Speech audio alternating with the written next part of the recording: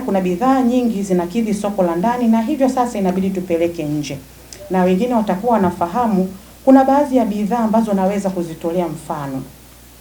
Kwa mfano, bidhaa ya saruji, yani simenti, uzalishaji katika soko la ndani ni tani milioni 10.9 na mahitaji ya ndani ni tani milioni 8.5, na kwa hiyo tunakuwa tuna ziada ya tani milioni 2.4 ambayo tunaitumia kwa ajili ya masoko ya nje.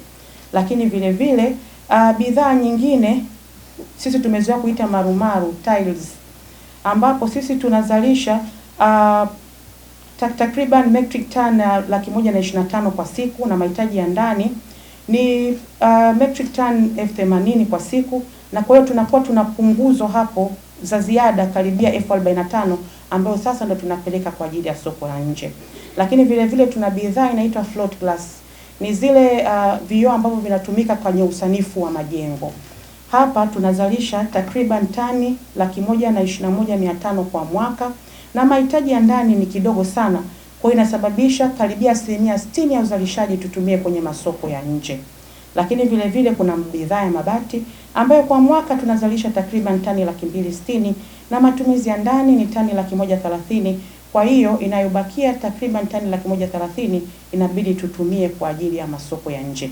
Kwa hiyo najaribu kuwaonyesha ni kwa namna gani tumeweza kuisha sera zetu, sheria na kanuni ili kuweza kuendana na mahitaji ya sasa, na hivyo tunaanza kuona manufaa yaliyopatikana kwa kufanya hivyo kwenye kipindi cha kwanza cha serikali ya awamu ya 6. Bado kuna kazi ya kufanya kupanua wigo na kupeleka nje bidhaa nyingi za viwandani zinazochakatwa, na pia kwa upande wa bidhaa za kilimo zilizochakatwa bado kuna kazi ya kufanya ya kuongeza thamani, ili sasa tusiuze tena malighafi bali tuuze bidhaa zilizoongezewa thamani. Tumefanya vizuri kwenye export mazao ya kilimo, lakini sasa mtakumbuka mwanzoni niliwaeleza malengo yetu ni kupambana na kuboresha mnyororo wa thamani, pamoja na kwamba wakulima wananufaika na nchi inanufaika kwa bei nzuri ya mazao. Sasa tunataka kuendeleza kongani za viwanda na kuanzisha nyingine kwenye kila wilaya ili kuchakata mazao hayo, ili kuyaongezea thamani, kuleta ajira kwa Watanzania hususan vijana, na kisha kupeleka nje bidhaa zilizokwisha chakatwa ili kuongeza mapato ya nje. Na swala la kongani kwenye kila wilaya ni swala ambalo lipo kwenye utekelezaji na tumeanza kulifanyia kazi. Kwa upande wa sekta ya biashara, mchango wake katika pato la taifa umeongezeka kutoka 8.4 mwaka 2023 hadi 8.6 mwaka 2024, huku kasi ya ukuaji ikipanda hadi 4.8. Ongezeko hili limetokana na maboresho makubwa kwenye mazingira ya biashara, upanuzi wa viwanda vinavyoongezeka, na pia ni juhudi za serikali kufungua masoko mapya ya kikanda na kimataifa.